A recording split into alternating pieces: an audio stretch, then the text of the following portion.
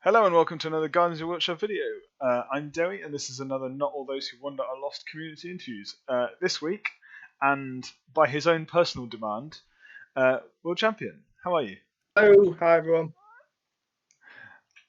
So you're the first person to contact me and say, I want to talk toys, let me talk toys. So Yeah, absolutely. Obviously, with the lockdown, it's been a while since we've been able to go to tournaments and catch up. So I've been taking any opportunity I can to talk to people that are as enthusiastic about it as I am. Yeah, most definitely. And I know in the past you've sat down and done a few bits and pieces on YouTube you've spoken to various people, haven't you? Yeah, so I think I've done almost everyone at some point. I did one with Josh Triffitt a couple of weeks ago, and we did some list reviews that the community submitted. And then way back when, the GBHL podcast and Dave Nolan's one, Dwellers in the Dark, I think it was. Yes. There seems to have been like a resurgence in hobby channels, almost like a changeover where a load of new channels have come through, which is awesome. And so I'm always enthusiastic to get on and talk to anyone who'll listen to me. And after the chats me and you have had at various tournaments, we can chat for quite a long time. Absolutely, yeah. So we'll dive straight in. How did you get into the hobby? So the quickest answer is the Battle Games in Middle Earth stuff, which I think everybody had a hand in when they were a youngster. See, I didn't. Do you know? Are No. you one of the later generations, or were you No, pre-magazine? no, I was. I honestly don't know, but I saw the Two Towers at the cinema when I was like, I must have been 10, 11. Maybe younger than that. But my friend was into fantasy, and so he got me in a Yeah, couple of Empire stuff, and then I saw the film and was like, cool, I want that. I didn't even know the magazines existed until probably 6, 7 years ago. yeah. I think that from what from having these conversations with people, there seems to be a specific age catchment where anyone who plays this game from this year to this year has had some sort of involvement with the magazine, and Yeah. then you've got more sort of organic players that have come in other ways. So, yeah, I started out with the magazines, ridiculously painting the models with my mum's nail varnish and stuff like that, having no concept of the Excellent. game whatsoever, Excellent. but loving the models. And then went to school, secondary school. Sort of no one else played, and it wasn't really very cool. Um, and then I remember when the Hobbit films came out, me and my wife went to watch them, and she sort of said, "Oh, yeah, I think there's a game for this, isn't there?" I kind of went, "Oh, is there?" So knowing full well that it existed. Amazing. So it actually started out with us sort of buying a few models and making a sort of hybrid game out of the rules and our own interpretations, and then stumbled across the GBHL like many of us have. Yeah. And then the rest is history, and I've not had a free weekend since. Yeah, that's the issue, especially with you guys more up north. You have access to so many more tournaments Yeah, just for Ripon. I distance, mean, really. I'm absolutely. I'm currently staying in Derby, and I'm looking to move to Nottingham, which is even better. Um, in my current circumstance of living in Ripon, it's sort of in the middle of nowhere, but also perfectly spaced between everywhere. Yeah, Stirling is only 4 hours. I say only, that's still quite a way, but that's like most of my it's tournament distances.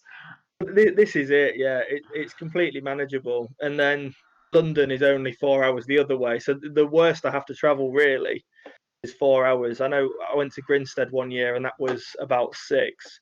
But generally Okay. speaking, from Ripon, it's like 3 hours tops for most tournaments. So I can't complain. I've not had to spend too much mileage, although the amount of tournaments I've been to has sort of countered that, unfortunately. Because quickly moving on to you moving to Nottingham, am I right in you started working for Seventh City Collectibles? Yes, so I've joined Barney to be a full time nerd there.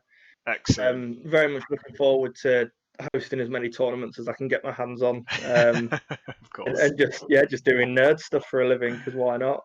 Yeah, because It's every hobbyist dream, isn't it? that's a relatively recent uh, Yeah, happening, so I isn't it? started with Barney at the start of April. So it's Okay. all in lockdown, which has made things a lot more difficult. So I'm I can currently in imagine. Derby at a relative's house, looking to buy houses and sort of move down. But because of everything that's going on at the moment, nothing's simple.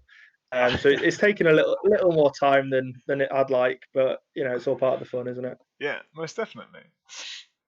So, what's your favourite aspect of the hobby? Favorite aspect for me, it's interesting trying to come up with these answers without ripping off other people's. Yeah, because But I think I know there's a lot of we spoke beforehand, and you've seen the previous. Well, you've seen the first three, because I know there'll be two more coming yeah. out after It's this. it's quite they're always really interesting for me, and especially the ones that have been published so far, because all three that have spoken are really close friends of mine. So it's Yeah. nice to sort of hear their history, and it's conversations that I've had with them a dozen times, but it's still it's nice to listen to. Yeah. Um, but for me, the best thing about the hobby now is the excuse to go away for a weekend and have some fun with your friends. I absolutely love competing at the game. It's a very satisfying and rewarding thing to do, but the byproduct of that is you get to go and have fun with your mates every Yeah. weekend. And because the community was always so inviting from day one, and I think it's even more inviting now than it was when I started. It's anyone can go to a tournament and make a load of friends really quickly, and I think that's a really inviting part of it. Most definitely. I know. My first tournament I went to was, I've mentioned this before, that was Cardiff, because where I went to Mm. uni, so I knew the venue and was familiar with Matt King, but I didn't go with Luke. I didn't go with anyone I knew, but played. The ones I remember are Kieran Street, Josh Triffitt, Damien O'Byrne, um, Ian Spiller. I'm pretty sure I played in that one. Yeah, before So became a rock star. before he became a rock star, yeah. So yeah, and like me and you, met. We met. God, what, 3 years ago, probably. Yeah, it would have been at one of the Cardiff ones, I imagine. I would have thought so. And yeah, and like I say, we've hit it off and partied and had beers. Absolutely. The thing is, you kind of lose track of how long you've been friends with people for, Yeah, it because seems like an age. almost anyone that you hang out with from these tournaments, it's as if you've known them for years. And I know, Bernie just mentioned he's written an article saying very similar. The amount of hours you've spent with these people compared to how close you are is not proportionate at all. No, In any other scenario, it would it's make so no sense strange. whatsoever. It's so strange. But some of my closest friends, I probably see 3 or 4 times a year. It's Yeah, absolutely crackers. and like one of the things that got me was first met Jay, for example, at Ardacon, the first Ardacon. So what was that, 2017? 17, yeah, I think so. And then me and Luke played him and James Long in the doubles, and then at Cardiff the Mm. following January. So like what, 3 months later, because it was October. I said hi, how are you? Went to shake his hand, and he went, "No, put that away, give me a hug." And I was like, just, Absolutely, yeah, and it's it's just phenomenal. we're just a lot of bros, really. Yeah, we absolutely are. And it does show testament, doesn't it? Because it's that first morning of a tournament. The reason they start so late and they have this long registration phase isn't because it takes long to get set up. It's because everyone's too busy hugging. Yeah. And some people you have to prize off others. Absolutely. So that's your favourite. What's your least favourite aspect of the hobby, Ooh, or is there one for that's you? it. I don't tend to have one because I tend to roll with the punches, and because we've all been around for a while. Anything that we didn't like has sort of evolved out of it anyway. And because everyone tends to go to these events for the same reason, which is to have fun. Yeah. I think the thing I dislike is every now and then you'll get one of those bad games where someone is absolutely hell bent on not having a good time. Yeah. And you can tell in their behaviour how they play that they think winning is far more important than them having fun. And some people don't take their opponent into account, and that's okay. But some people get, it's almost like they're in the wrong headspace before they've started, and that can make it quite a draining experience, especially if you have one of those sort of early on in the tournament and you realise you've got 2 or 3 more games that day. It's quite Yeah. quite draining. I think a lot of the same line. For me, it's the people who turn up at the table, see your army, and go, "Oh, my army can't do anything against that." And you're like, Yeah, "Well, that's never good. just like, Yeah, I know Matt had sort of alluded to this a little bit that sometimes your armies that are put on the table are completely polar opposites, and that's sometimes in your favour and sometimes in your opponent's. And we can go on a little bit later into sort of what armies I run and why to sort of mitigate this. Yeah, there's nothing worse than if someone comes and plonks down at your table. It's just absolutely furious before anything's even happened yeah, because they think that there's nothing they can do. And it's like, yeah, no, but we'll try and have fun. I will do what I can to make sure that you have as good a time as you can.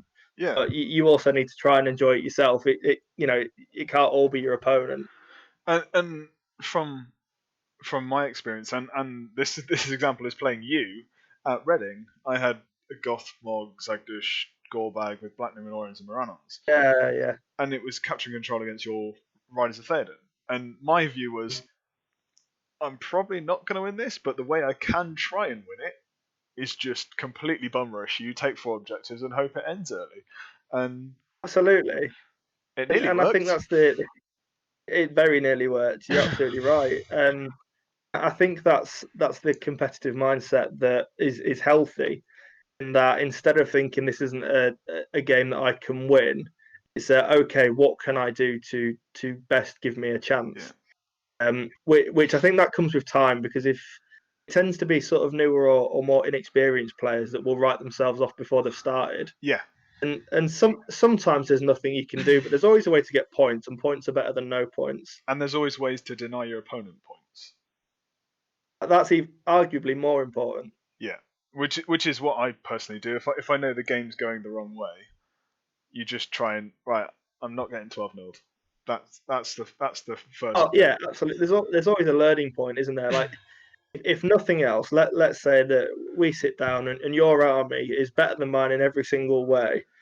You can set a learning point for yourself and be like, right, okay, but he's not going to get the points for killing my general. Yeah, Like you, that's within your control to an extent. yeah. And say a famous example, it's not famous at all, but an example that I can bring to that was at a con a couple of years ago, and I was playing Jay Clare on table 2 to play to go into the final game. Okay.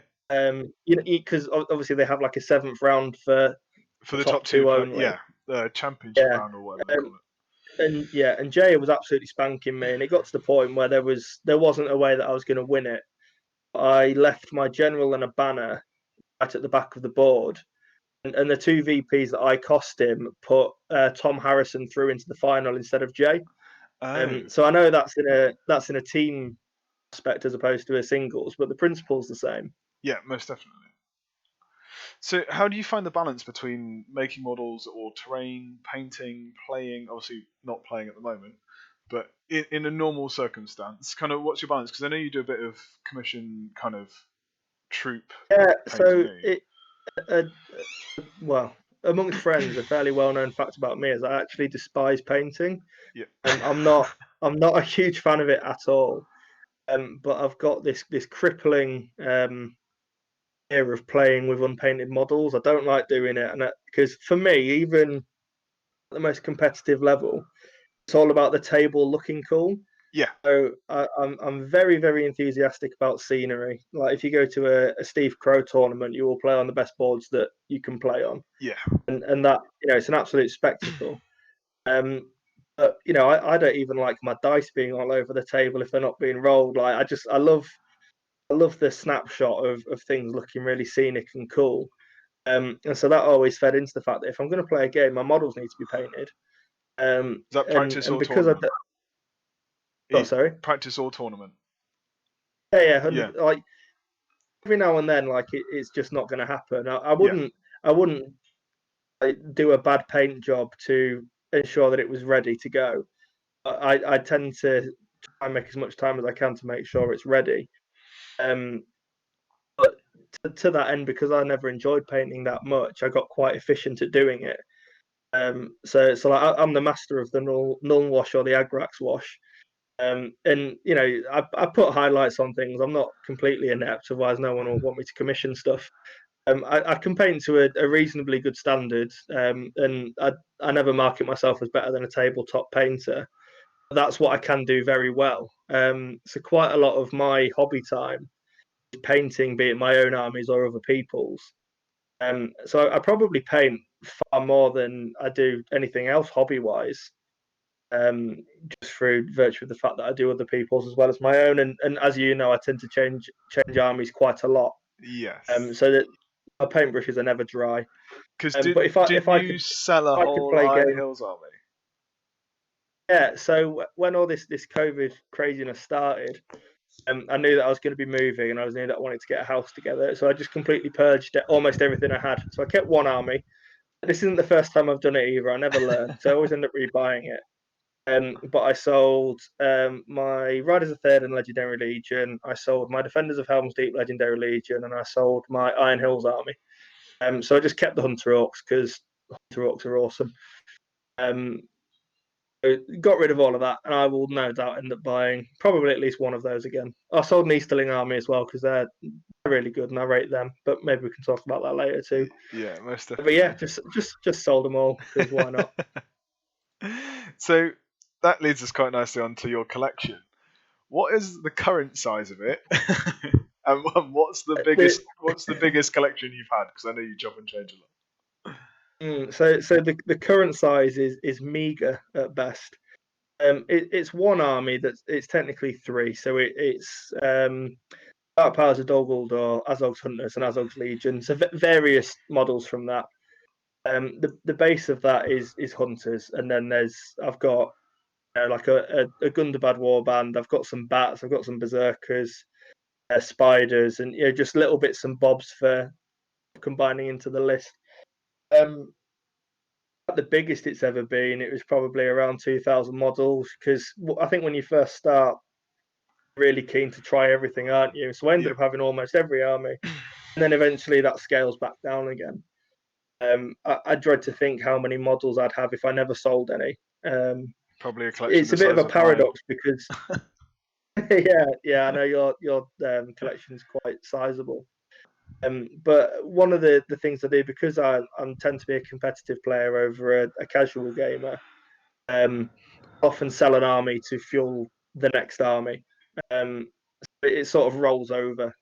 So I'm probably for the last 3 years I've not tended to keep any army in particular. I mean, this is the second generation of my Hunter Orcs because I had a full Hunter Orcs army which I sold at one point, and then I started again. But because I do enjoy sort of alternate color schemes and stuff, so I painted the Hunter Orcs up, sold them, and I was like, well, actually, I bet Hunter Orcs would look cool painted like this, and so I bought them again and started again. Yeah, fair Um, enough. So yeah, it's essentially blank canvas. not doing the same paint job twice. No, it's quite boring, isn't it? And again, to plug from Calman's podcast, that how many shades of brown can you fit in a hobby?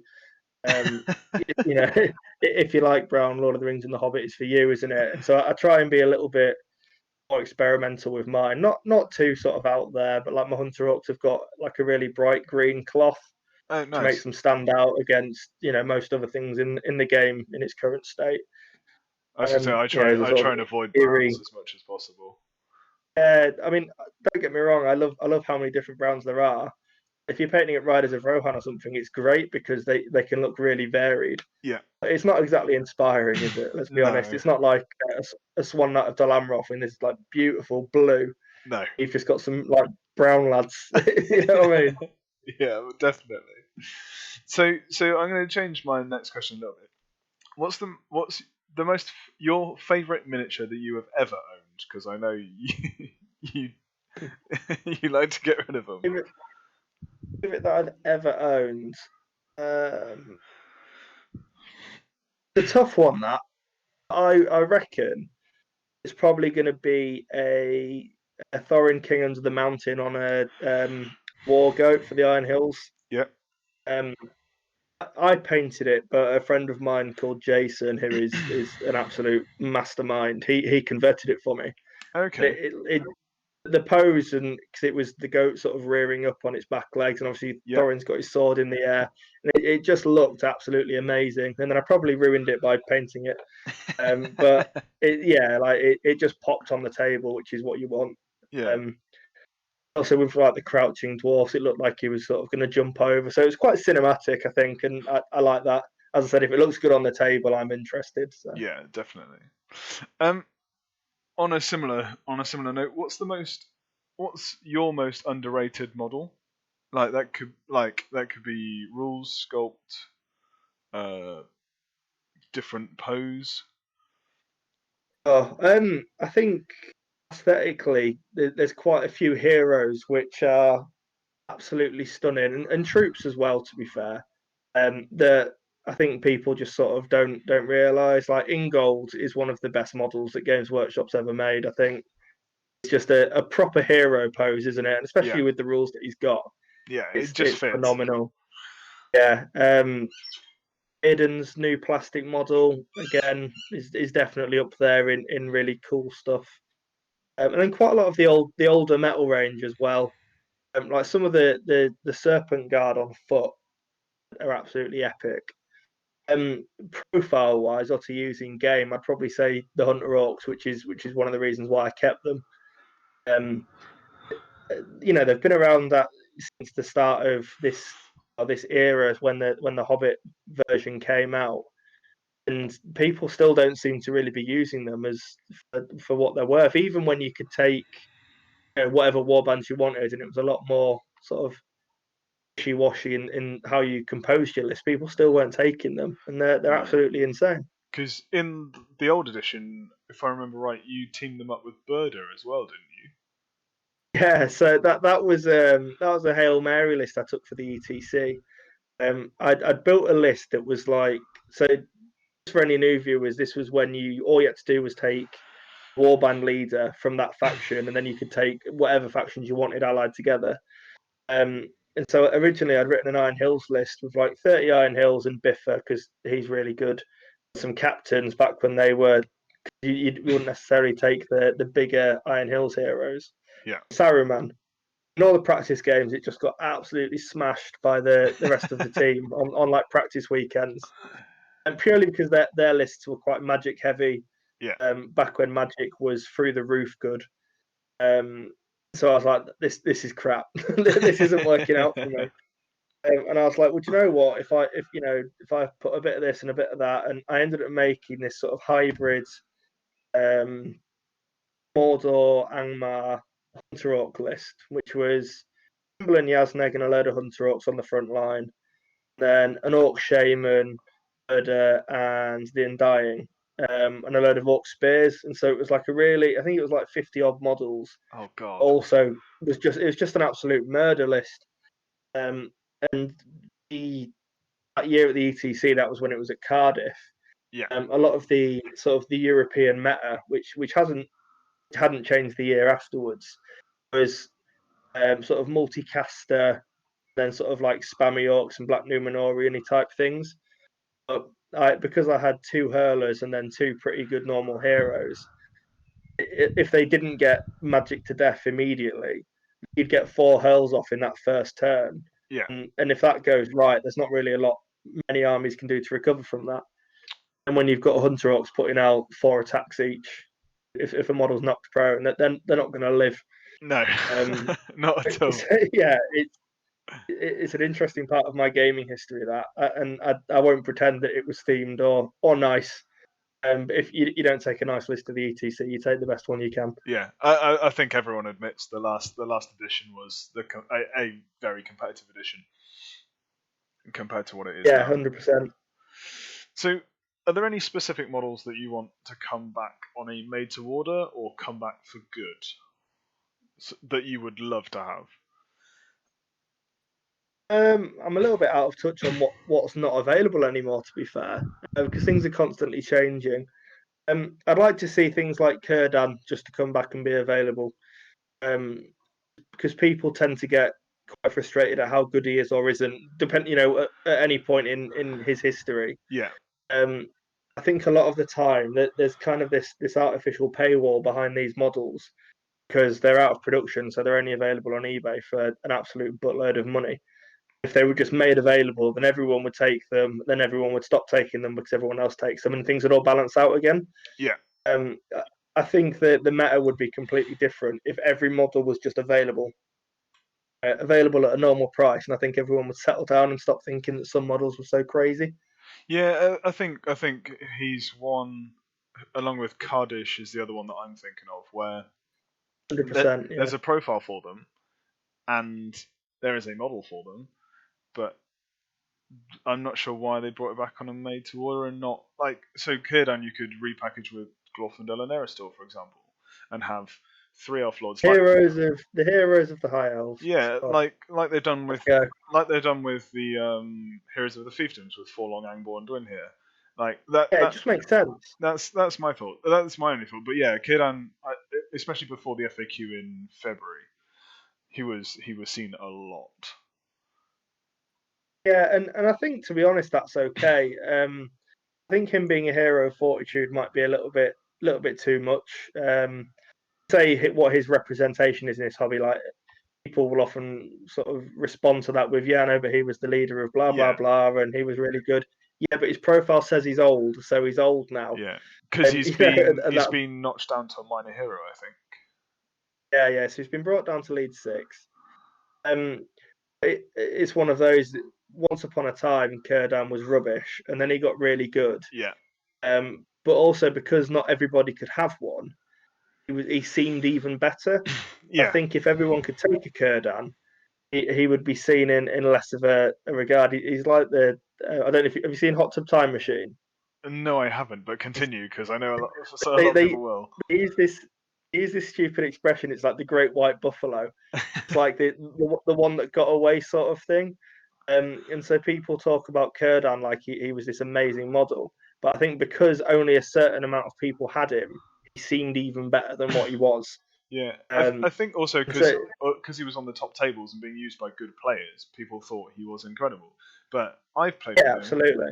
And Luke shot him with a goblin, and I failed my fate, and he died. And it's like, well, this is it. And I think that speaks volumes because the amount of people that say Iron Hills are really overpowered and easy mode to play, and yet the only people that tend to win events with them are really good players. Yeah. So it's the thing. If they're seen on the top table, they're assumed to be awesome models, and that anyone can sort of maximize what they can do, and it's not the case. No. So that'll lead us quite nicely onto the gaming aspect of things. So, firstly, do you play any other systems other than SBG? Yeah, so I'll play pretty much anything available. I used to be quite a Lord of the Rings diehard player, and I wasn't interested in anything else. But I think in my old age, I've taken to play anything that comes. Yeah, I'm 25. I'm not old, despite how good I may look. Yeah, I just like playing games, to be honest, and especially with lockdown, but even before that, with my sort of close group of friends moving on with their lives and growing up, getting married and buying houses, the hobby time that we have has gradually got less, which encourages you to sort of play more games to get more hobby time in. At the moment, Lord of the Rings is still my main game. I think it always will be. It's the best game ever. I play 40k. I play bolt action, sort of anything strategy based. But the thing that's taken my world by storm at the moment is Marvel Crisis Protocol. Okay. Because that is a hot game, and I recommend that anybody give it a go because it's phenomenal. The models look amazing. The models look amazing, yeah, and I've been tempted, but it's quite expensive for someone who has a massive Lord of the Rings collection already. Yeah, it's one of those. I mean, the core set itself seems pretty hefty. I think it's like 80 quid. Like but for what you get, it's pretty good value. And then realistically, you never have to buy anything again. One of the things they do that I really like is that the rule books are live PDF. So the rules are constantly on there for free, and they update on there, so you never need to buy another rule book.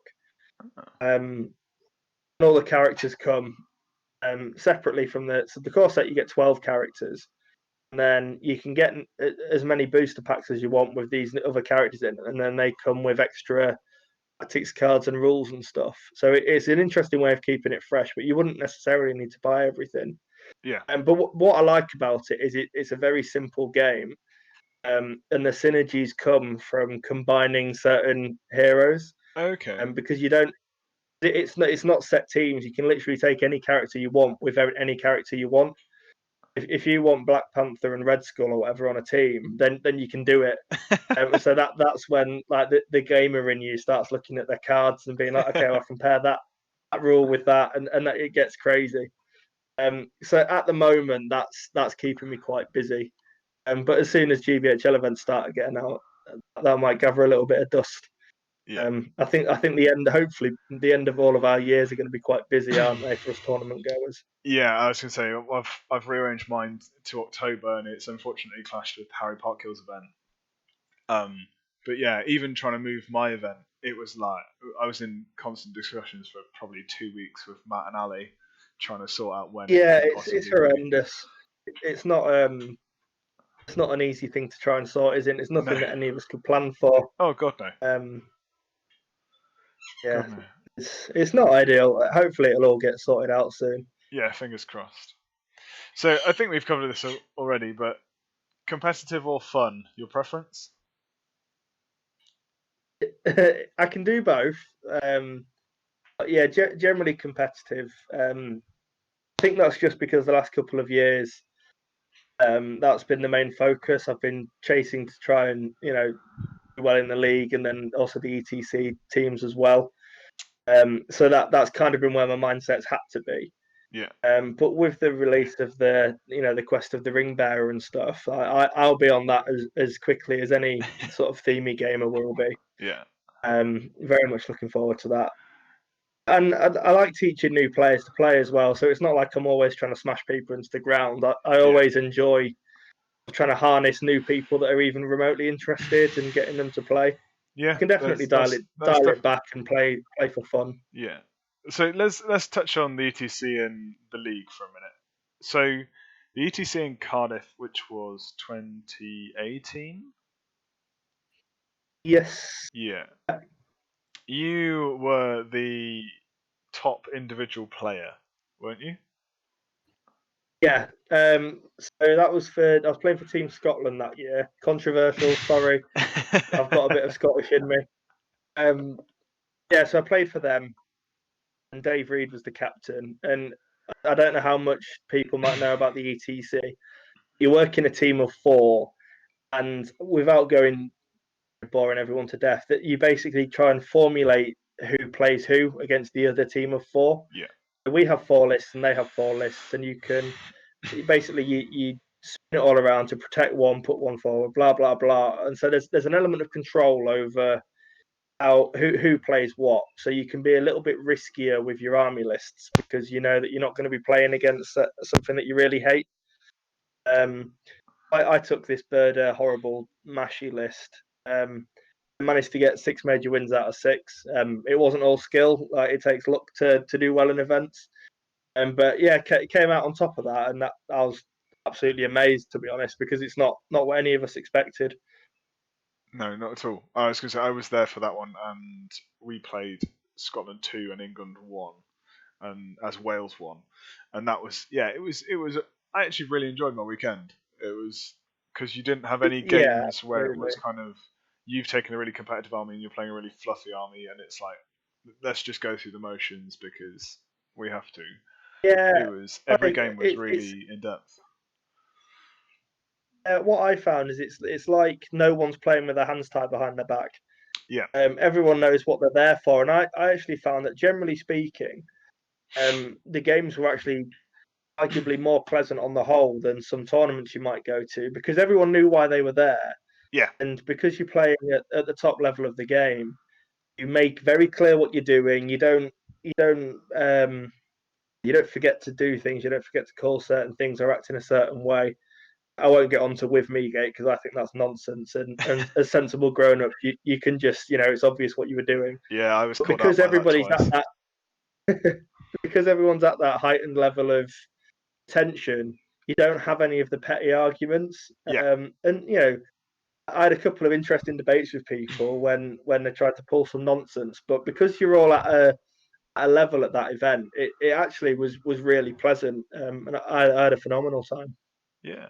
And then the 2019 league. Wait, before that, 2018 league, did you podium?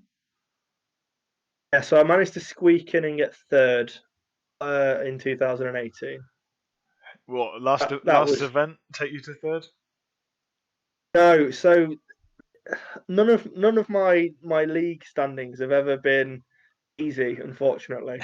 Um, there's a harsh reality of life in the current game, in that Jay Clare and Ed Ball are almost guaranteed to get one of the two podiums, because they are phenomenal and they have been for many years. Yeah. You have to get up early to get one past them. So at that point in 2018, it was a race for third place between me, Ali King, Kalman, and I mean a couple of other people. I don't want to be disrespectful by forgetting, but I think it was quite close. Yeah. But because the last event was in Chester, Ali King couldn't make it, which meant there was no one else could then hop over and take third. So it was in a Okay. really peculiar thing where I couldn't get second or first. I couldn't drop out of third, so I think I took all Easterling Dragon Knights and just got absolutely off my head all weekend and had a I great remember time. seeing that list and going, that looks pretty cool. I wonder how it did. It was it was hilarious. It got 3 wins out of 6, so it wasn't it Oh, wasn't nice. awful. But that sort of slight sidestep gave me one of my favourite tournament memories, which was being so hungover on day 2 that me and James Braun were on this armchair eating a Yorkshire pudding festive wrap, and Nice. everyone was walking past, just like, how are these two still alive? It was a good weekend. I mean, there's plenty of stories like that, but that's a memory that sticks to mind. Oh, But good. yeah, that was 2018. So I think that was kind of I'd won events and things before that, but very, very scattered. I think I was still finding my feet. Um, but 2018 was when I thought, actually, do you know what? I'm not bad at this, and maybe I can try for better. Yeah, so that leads on to 2019. And do you remember Significantly better. do you remember your tournament wins? Because The it was two, quite close between you and Kalman, wasn't yeah, as I said, none of mine have been easy. They've been very traumatic, and they've taken years off my life. it? Um, so I won two tournaments back to back. I won Preston and um, Airing of the Shire, which was somewhere down south. It was like a Londony one. Was that James Um, Wilson's one? yes, Yeah. yeah, I can't for the life of me remember where it was, but it was near London because it was far away. Yeah. That's all I remember. But I won those two back to back, and then there was a string of second and third places, which towards the end of the year stopped mattering, because those hundreds are really, really important. Yeah. Um, Elman was hot on my heels, Jay was hot on my heels, and Matt Light came out of nowhere, broke the game with his crazy list building, and just really, really put the pressure on. I often take the mick out of him, but him say, he pulls out the, oh yeah, but I'm new to this, I'm not very good, and you're like, you're a liar. Yeah, I was gonna say I think he's he's finally admitted that he can't say that anymore. he's let that go now, hasn't he? But Yeah. yeah, he's a phenomenally talented player, and he's got a really good mind for list building side, which Yeah. is half the battle. But it was really tight all year. Basically, we went into the final tournament with um, anyone could take first place. If Jay won it, I won it, Kalman won it, or Matt won it, and I think Jakub as well from Poland. Yes. He kept flying over and winning events, which was soul destroying. Um, but what can you do? Um, so it was one of those. I ended up getting drawn against Ryan Hinch game one of that tournament, and I'd taken the Defenders of Helm's Deep Legendary Legion, Yeah. the all foot one, and I'd never played a game with it, but I'd looked at it and I'd gone, do you know what? Built in a certain way, that could work. And I got a draw game one, and I was Oh absolutely no. gutted. I thought, I was like, I've done it. That's it. But kept going through the weekend, and then got to the point before the last game where Matt Light had dropped a game, Jacob had dropped a game, and I beat Kalman in round 5. And then we were all sat there with our calculators out and basically realised that it was okay for Jay to win the event as long as I came second. And if I came second, I would then win the league by zero point 0.2 points difference between me and Jay. Oh wow! I didn't realise it was that close. Yeah, it was crazy close. And that's exactly what happened. So Jay won his game on the top table, and I can't remember who he played. And I was playing Johnny Wright on table 2. And it was whole grounds, and he had a Rivendell list, and he gave me the absolute game of my life. But I managed to pull the win out, and so it was. I think it's the first league we've ever had where first place wasn't either already decided or contested by more than 2 people. Okay. Which shows how much the community's growing and how many more competitive players there are definitely. now. But yeah, I literally squeaked Jay by 0.2 points. Jeez. And the amount of tournament wins he's taken off me by like VP diff or something, it's kind of balanced out, and I can let it go. So for anyone who doesn't know, the GBHL 100-point events, the first place gets 100, second 95, third 90, and then the points after that are divided by the number of players at the event, if I'm correct. Yeah, it's something like 89.9 divided by the number of people there. It's some weird maths that Which Tom is how Harrison you get came the up with. weird 0.2 or whatever. So yeah. But it was also like the 5th or 6th tiebreaker because we both had 200. We both had 295s. Then I had a 95 and he had a 94.8 or something. So it was that far back. God. It was absolutely crazy. So did Jay come second in the end? Yeah, so Jay came second last year. And Kalman got third, wasn't it? Or was it Matt? Kalman came third. Yeah, no, I think Kalman came third. I can't remember. Very traumatic. Very traumatic. So moving on. Do you choose an army based on the miniatures or the rules? Because I know you played a lot of different armies. Yeah, I think I'd be lying if I said it wasn't rules. I do like me a nice model, and I've definitely bought one model from an army and then ended up buying the rest of the army because I liked it so much. But taking the last couple of years as an example, it would probably be the rules because if you see one profile or a couple of profiles that you know something clicks, and then you know that you can build an army around it. So that tends to be the direction I'd go in. Yeah, that sounds pretty good, to be honest. Have you a question that's just popped to mind? Have you ever taken an army that you thought would do really well, and then it didn't, for whatever reason? So yes and no. I've taken some joke lists before, not expecting them to take over the world, but you know it could be okay. So for Cardiff last year, I took it was 450 points, I think, Yes, or something like 450. That. And it must have been a bit higher, or maybe I've got my. How much is a Balrog now? Is a Balrog 350 now? Yeah. I mean, yeah, so it was 450 because I took a Balrog, a Gundabad Shaman, and a Bat Swarm. I was like, that could be excellent, and it wasn't. And I think that gave me my lowest GBHL score of all time.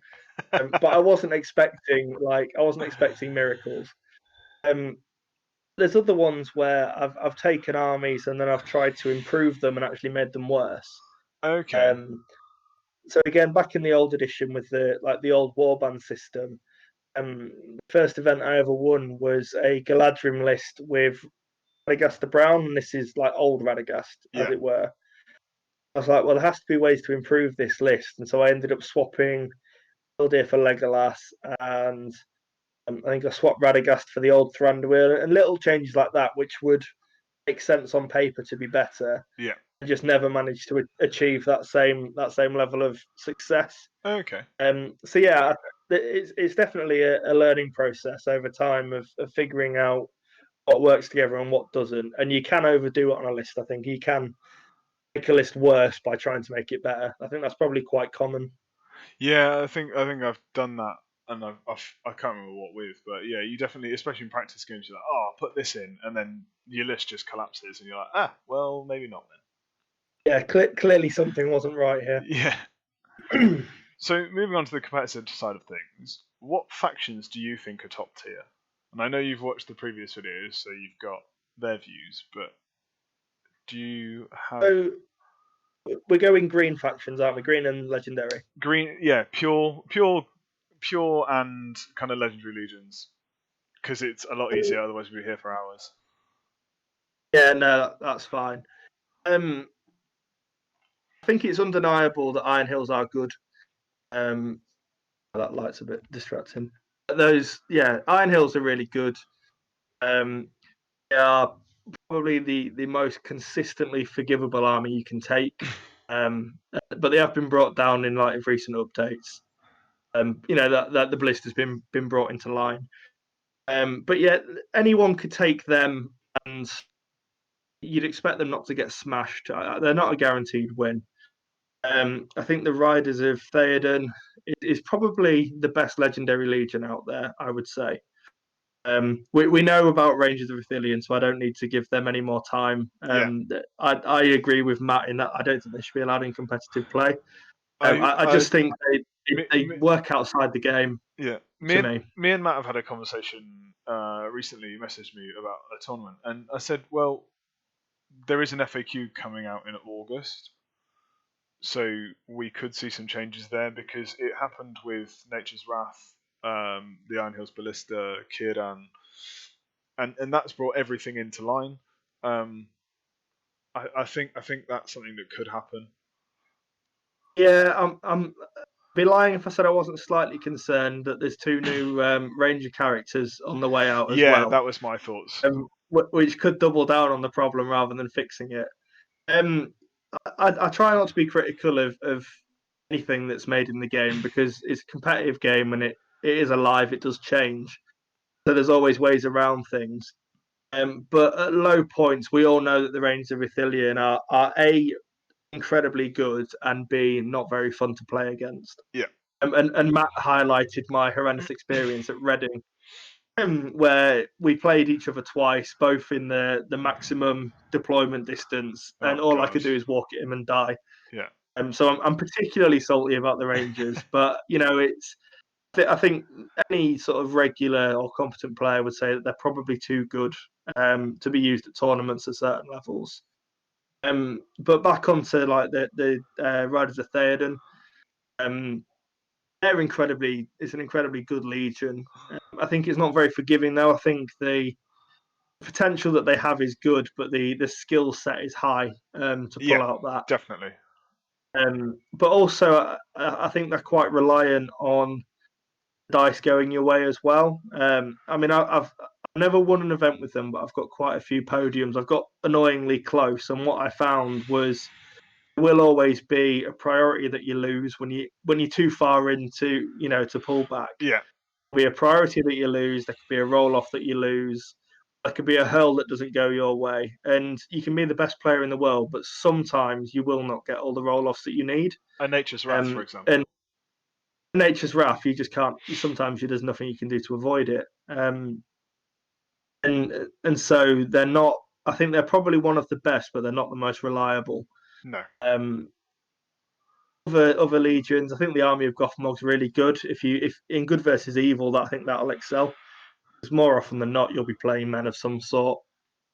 I think you But have. I think the Army of Gothmog, you have to have a catapult though. yeah, I mean the catapult's insane. I'd probably take one anyway if I was going to take Mordor. Yeah. For me, I'm quite a stalwart defender that almost any army is good. I don't think there's one army that stands out above the rest because if there was, everybody would take it. Yeah. But it would be a lie to say the likes of Iron Hills don't stand out as a very good army to take. Yeah, most definitely. I think they're just so forgiving. They can cover up a lot of mistakes that that players might make with them, and they can, if you really cock up, sometimes they can just take the hit and you kind of get away with it. Whereas other armies, you wouldn't get that second chance. Yeah, you'd suddenly lose your front battle line, or at least half of it, and suddenly you're like, well, up shit creek without a paddle. Absolutely. So moving from factions to smaller, what do you think are like the most overpowered models? Again, staying within green so you can get your army bonus, possibly teamed with other things. Most overpowered is interesting. Again, the Spider Queen is undeniably good. You can definitely deal with her, but with we have 18 scenarios and a lot of them are objective / movement based. Yeah.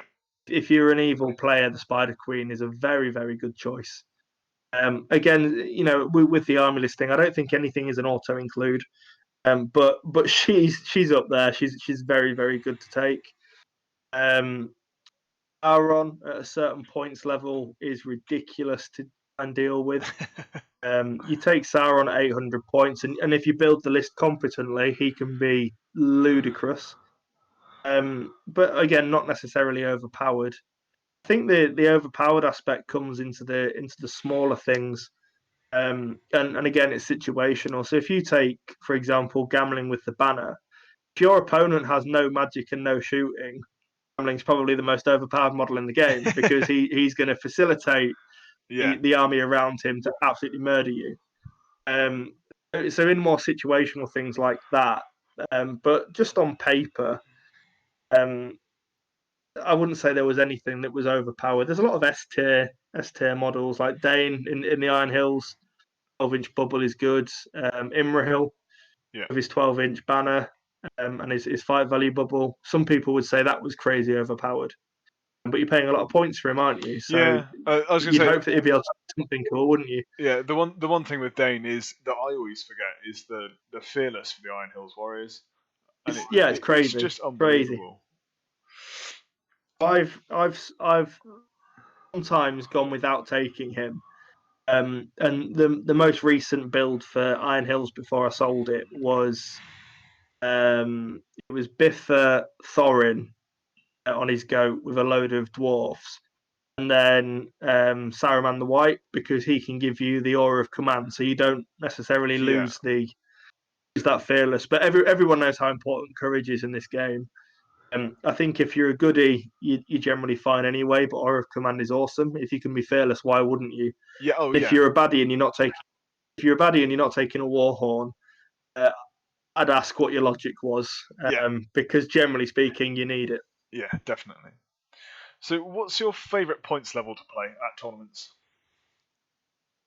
I'm very different to everyone else that's answered so far, and for me, it's the bigger the better.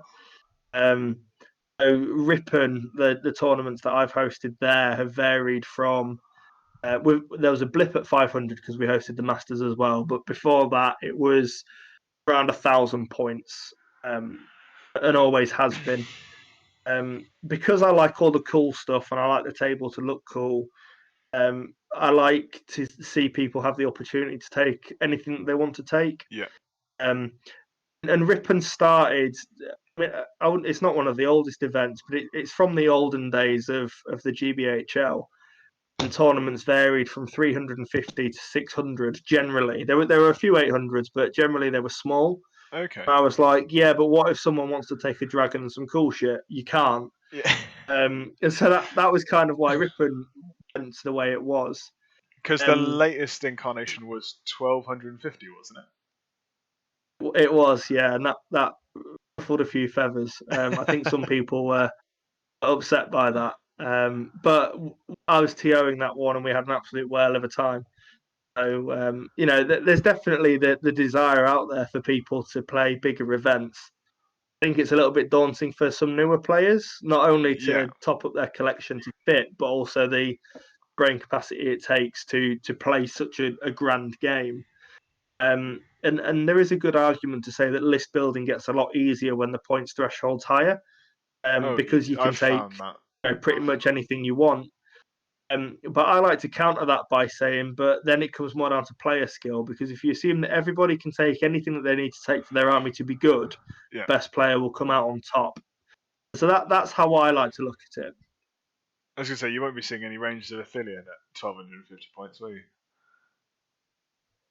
Could you imagine? That would be terrifying. I know the first Ripon, Anuj Dua from Nottingham, he took like 70 Mirkwood Rangers. He didn't win Wow. the event, but he gave some people a very hard time. A very hard time indeed. I can imagine. So, do you prefer good v evil or blue on blue at tournaments? So I actually prefer blue on blue. I'm going against everybody here, so I You do are. apologise. But for me, because it's a competitive game, and Yep. that's how I've always played it. The skill of list building is higher. It needs to be higher for you to win blue on blue events, because you need to be able to have an army that can stand up against anything. Yeah, you don't need to If you're mitigate. playing You don't good need to v mitigate. evil, oh sorry, You don't need to mitigate against certain things, yeah, etc. for sure.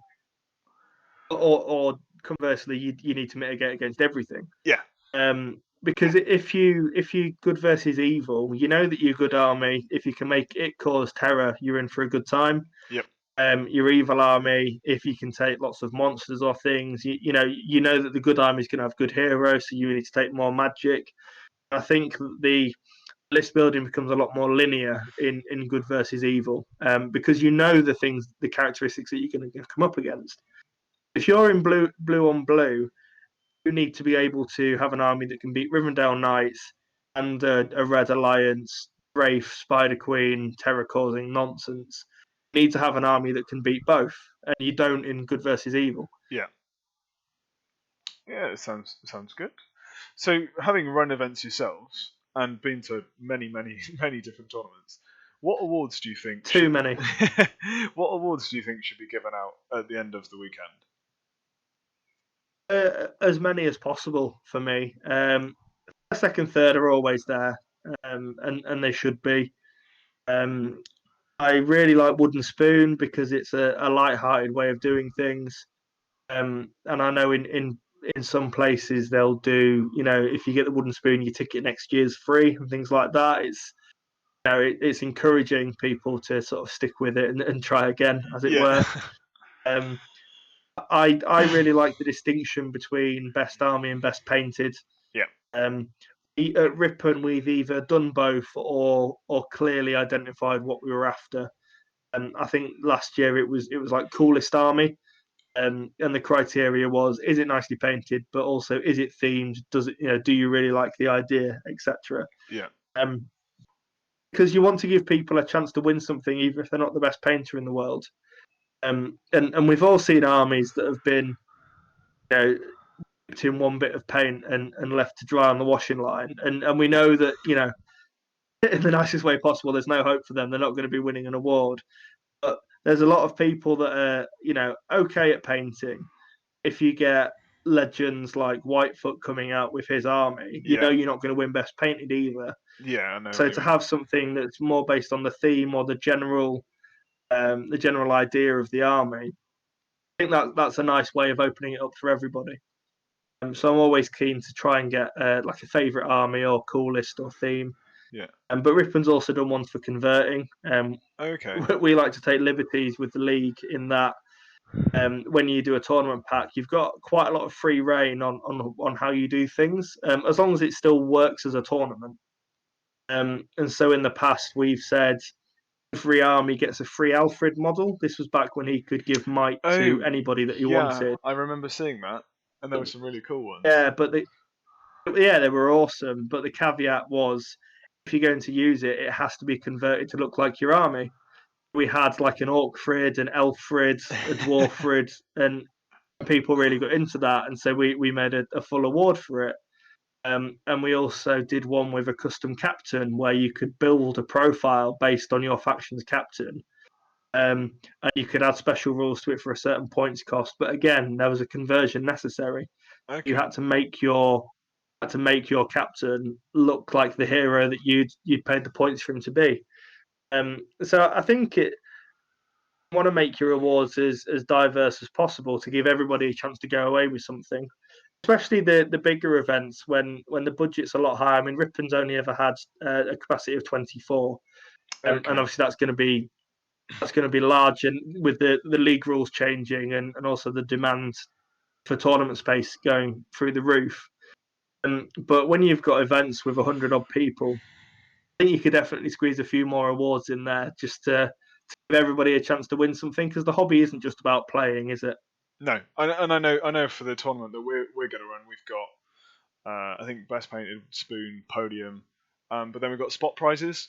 So we've come up with like Yeah, spot prizes are the best thing ever. a spot prize for every scenario, and it's like in contests, it's the first leader to kill another leader, and we're going to say, right, just put your hand up, shout at us, and we'll come over and kind of obviously verify it, and then go, cool, we'll sort it at the end. That kind of Yeah, I thing. mean these things are great because anyone can get a spot prize. Yeah. Um, maybe there will be a day where all of these things are available at one tournament, and that will be epic. But there's, it makes my heart very fuzzy when you see someone ruin their chances at winning a game in order to get the spot prize. Are you just like, Yeah. you go get it? I've got a lot of time for stuff like that. So moving on to the community, and we've spoken about who you've played and kind of where you've played. Is there a certain player or army you struggle to play against that you don't necessarily have a winning record against, or that kind of thing? Um, I mean, there's a few. I don't have a winning record against Ed Ball, but I'm slowly toppling him. I think Ed Ball is like one of these low level bosses that you play in video games, where he's really, really hard to beat. You think it's impossible, but then as soon as you've got him once, you know how to get him. Yeah. Um, so I think I was probably 12 or 13 nil down to Ed. Oh wow. Um, and then I beat him once, and I've not lost against him since. And Oh some of wow. those games have been skill, and some have been by the absolute skin of my teeth. But it might be 15 all one day, and then that 31st game will be insane. Um, Hey Claire, I don't know what our record is currently. Everyone knows that he's a good player to play against. Matt Light, again, he's shown immense competence in the last year or so. Was an up and comer. But there's so many top tier players now. I've had a lot of time to reflect in these dark lockdown days of how things used to be, where there would be 4 or 5 big names of people that you just absolutely did not want to play against at a Oh tournament. yeah, most definitely. Not because they were bad, but because they were immensely good, and your chances of beating them were slim. Now I don't think I've been to a tournament in the last 2 years where I've not come up against someone and I've been like, oh, for God's sake. Yeah. Jasmine Tetley, phenomenal player. Kalman, again, like he needs an introduction. He's won a load of events. He's phenomenal. There's so many players now. I think the talent pool is probably 5 times the size it was when I started. Oh, most definitely. Um, I completely agree. Every time you kind of see a matchup, you kind of go, I don't know them, or this is going to be tough. Kind of. yeah, that's pretty much where I am. If I know you, I'm worried, and if I don't, I'm actually more worried because you could be the next person coming to spank everyone. Yeah. So it's a huge thing of unknowing. I don't consciously keep track of my win loss ratio against people because I tend to take things a game at a time. But yeah, the big names like Ed and Jay, I know that I still don't think I've got a winning record. Well, I know I don't against Ed. I think mine and Jay's is a bit tighter, but he seems to always pull wins out against me. So what have you got a standout game that you can remember, or at least a single moment in a game? In a game, um, problem is, and this sounds awful, but I don't intend for it to. When you've played so many games, it's hard to remember. Especially when if you play a lot of top table games against the same people, they seem to be still there. Yeah, yeah, I'm still here. You just flick it out. And yeah, when you've played so many games against the same people, they all tend to blur into one, especially when they tend to use the same armies. When you play Ed will have his Rivendell Knights list, and Jay often uses his Lake Town. Yeah. So all of these games just compress into like one horrible memory. Yeah, I can imagine. But yeah, some memorable games that I've had against. I've had a game against Damien O'Byrne a few years ago with his Farukas before they got nerfed into the ground. And that was great. It was the first time I'd played him. I think a lot of the games I remember were against like my community idols when I was up and coming, I was going to say playing against the likes of. One of my favourites is against Damien, and it was a game in Cardiff, my first tournament. And yeah, it's one I remember like relatively vividly.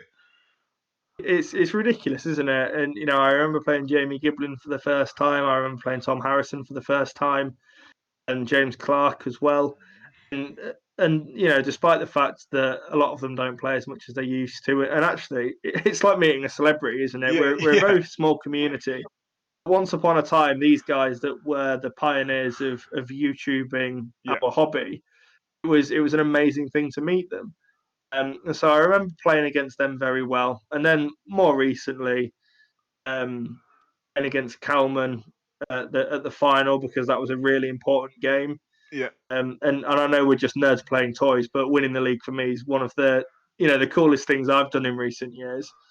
And it took a lot of work to do. So beating Kalman in that game, and it was like taking down a rival, because I knew he was one of the other competitors. Yeah. And that last game against Johnny Wright, I know these are all recent, but again, that final game, knowing that if I beat him, I've done it, is a huge thing. As a rugby player and stuff, it's the same sort of adrenaline rush of when you're 2 points down and you've got a couple of minutes left, and you're on their 22 and you get a scrum or something. I'm sorry for nerds that aren't rugby related. You get that tingling in your fingers, and you know how close you are, and you'll always remember those moments. I play hockey, and it's exactly the same. I remember a game from last season. We lost the game 1-0, but for the last 10 minutes, we were camped in their half, shelling it at them. I was the only one stood on the halfway line for counter attacks, and yeah, you get that. You just it's on crazy, edge. Isn't it? You're just on edge, and it's like super exciting. Yeah, exactly. And it doesn't matter how good you are of a player. Every now and then there will be a game that matters on one key roll off. It's all decided on that one dice roll. Yeah. And that is the heaviest dice you throw. And while you don't remember every one, that moment when you're in it is horrendous. Yeah. And you always remember the ones you lose. 100%. You never remember the ones you win.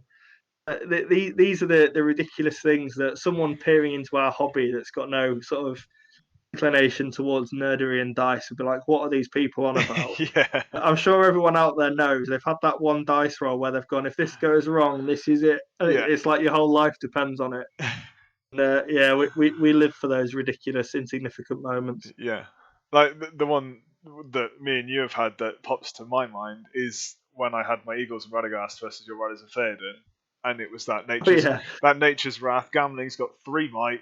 He's got 1 to resist. I get the 6 on the Nature's Wrath, and we're like, you're going to resist it, let's be honest. We were both pretty sure on that, and out comes a 1. And at that point, we're like, It's like, okay, cool. Well, that was ridiculous. Yeah.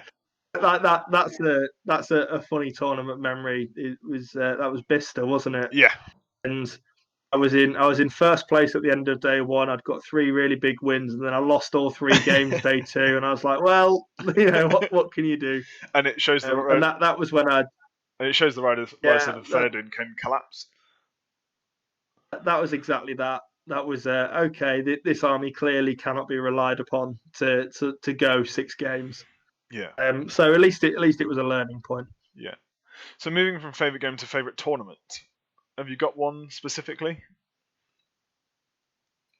It's fairly unanimous, but I'm not gonna apologise for saying Seven Stones is my favourite. Yeah. It just is. It's like Christmas for tournaments, because everyone leaves the crap at the door and just takes fun lists, and everyone's there to. It's like the yin and yang of the ETC. Everybody's there for the same reason, but this time it's to have fun. And completely and ridiculous everyone, with costumes and yeah, everything. yeah, everyone just brings stupid lists. And me and Ed we've paired up 3 times, and we've been lucky enough to win it twice. So, we're dialing up the stupid even more this time for when it returns. We're hoping to do a family sports day in Middle Earth. Oh God. So we're going to be taking one of each race cycled through. So it's going to be a hobbit, a dwarf, a man, an elf, a hobbit, a dwarf, a man, an elf, etc. And we're basically not going to play the scenarios. We're going to play our own games to see who wins. It's going to be like beyond stupid, because that's what it's about. Yeah, most definitely. Competitive wise, I'd recommend that anyone who's aspiring to sort of be a competitive player aims to get into the ETC team. I know it's only 4 places available, but there's quite a few countries competing. Those tournaments, you'll learn more at an ETC tournament than you will a whole year of playing. I think, in a positive way. Oh yeah, definitely. Yeah, I just love them. I've been twice now, and absolutely love it. And I'm fortunate enough to be captain of Team England again this year. It could be next year, whenever it starts again, because that's another one that was cancelled, unfortunately. Because that was supposed to be. And I'd recommend anybody. Was that supposed to be end of April? I think it was mid-May. I forget now. I can't even remember how many weeks we've been in lockdown. I To be have no honest, idea. I got a notification that says you're going to Ireland, and I thought, no, I'm not. Fortunately, but yeah, anyone who's a sort of budding competitive player, try and get yourself to the ETC because it's phenomenal. Yeah. And then any of the big events, Ardicon's great. Anything Element Games or Firestorm, awesome. Got to plug my own place now, Seventh City. Yeah. To any of those events, they're going to be amazing. Because how any tournaments, man, any. How big is Seventh City?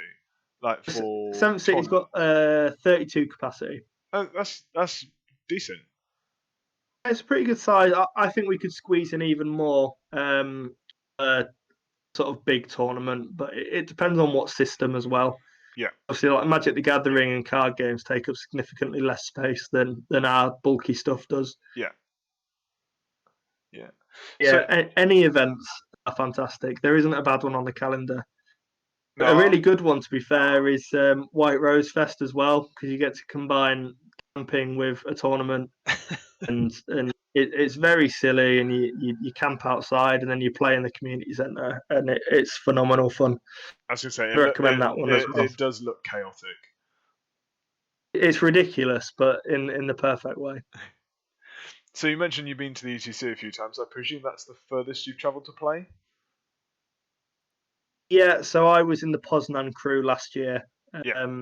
And yeah, that's probably my tournament highlight, to be fair, because it was the perfect mix. I'm lucky that a lot of the competitive players are also among my best mates. Yeah. I think through virtue of the fact that we've all played for so long. And I think I've got an actual answer for it. My favourite hobby memory is England were fortunate enough to win it last year, not this year. And then that Sunday night, we all went to one of the restaurants on the square, and we just sat down and had a beer, and everyone could just breathe, and it was absolutely amazing. Because it was quite close, wasn't it? There was.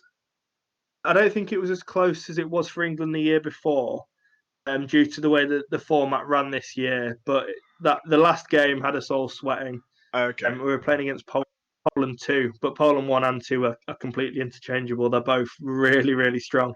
Yeah, I was going to say, I remember seeing them, and I think at the one before, Poland 2 pipped Poland 1 to second or something like that, and it was... Yeah, the immortal line of "Hey Poland 1, we're Poland 1 now." It was fantastic. They don't mess about. Yeah, just getting to sit in that restaurant and just be like, yeah, we did it, lads. It was phenomenal. That's excellent. I think that's a really, really good point to finish on. Thank you, Will. I know you pestered me to come on, but as always, really, really good to chat to you. Thank you for having me. It's been nice to sort of reminisce. Yeah, in this time. Yeah, that's one of the reasons for doing it. We're all cooped up, not being able to play, so why not chat about it. So Absolutely. I look forward to seeing you at an event soon, hopefully. yeah, most definitely. So yeah, if you've enjoyed this interview, please comment, like, share, and subscribe. Give me suggestions for future people to interview. Have you got any that spring to mind, Will? I think getting Ed Ball on it would be absolutely comical. Who else? You've got Ali due in, haven't you, at some point? Ali's due in next week. Steve Crow would be a good one. Yeah. And Damien as well. If you've got Damien or Tom on as well, then they can tell you that Seven Stones is the best event as well. I will do my best. Like I said, if you've liked this video, please comment, like, share, and subscribe, and we'll see you soon.